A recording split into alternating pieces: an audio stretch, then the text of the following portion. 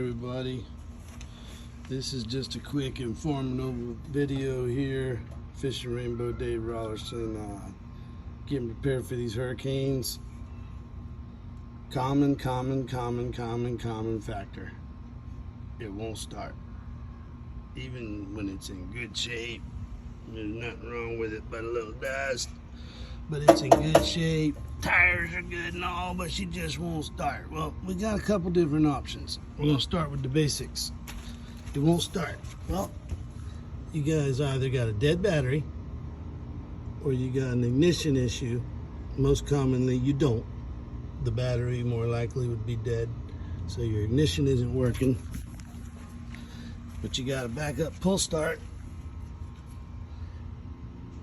And if that don't work, and you're choking it and you're not flooding it, it just won't start, then take your breather off.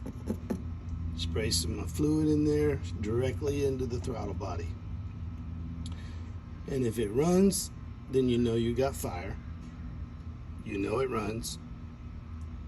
And it'll shut right off because it burns that up really quick as fuel inside the carburetor. And it shuts off because now you've just ruled out a bunch of different factors by proving that it runs, instead of trying to guess, am I getting fire? Do I need a new plug? Anyhow, it runs. So you've got bad gas. You had gas sitting in the tank too long, or you drained it and you didn't let it run all the way out, which didn't drain all the gas out of the carburetor bowl. And now that carburetor bowl liquefies, condensates, turns to water, and mixed with the gas it turns yellow. It's nasty. It gums up the brass needles and jets inside the bowl of the carburetor, which clog up the portholes and don't allow your fuel to get into your carburetor. So it's not a hard fix. You take your breather off. There's a nut behind the breather back there. You take that off, the whole assembly comes off, and now you can get directly to the throttle body. When you take that one bolt out, the throttle body slides right off. You undo your springs, you clip them back when you put it back on. When you take this bowl off the bottom of that carburetor, you're gonna have to take the brass jet out, and then the needles are small, they float, they're little spring needles, and you just need to clean them up with a wire brush. A guitar string is probably your best bet.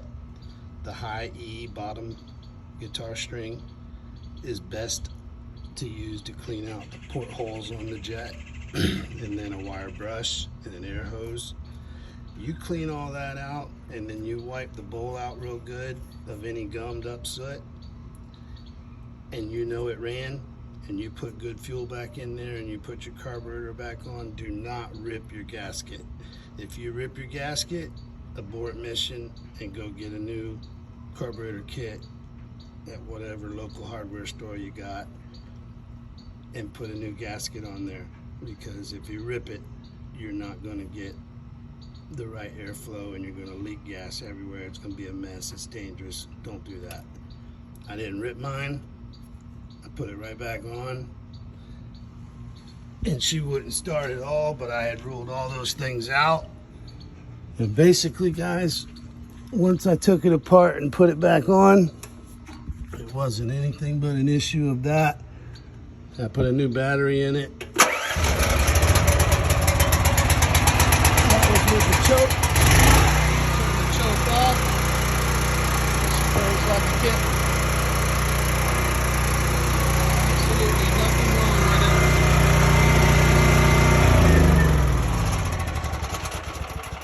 Absolutely nothing wrong with it, guys.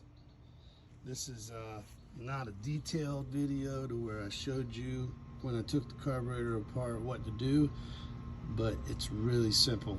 And if you have any issues, like, subscribe, and I'll do another video and actually show you tearing that carburetor apart. But it's really easy. It's just a brass jet in there. You pull it out. You got to be careful, but you don't want to mar it up. Brass is soft. You don't want to mar up the threads. You got to use a real small flathead to get the jet out.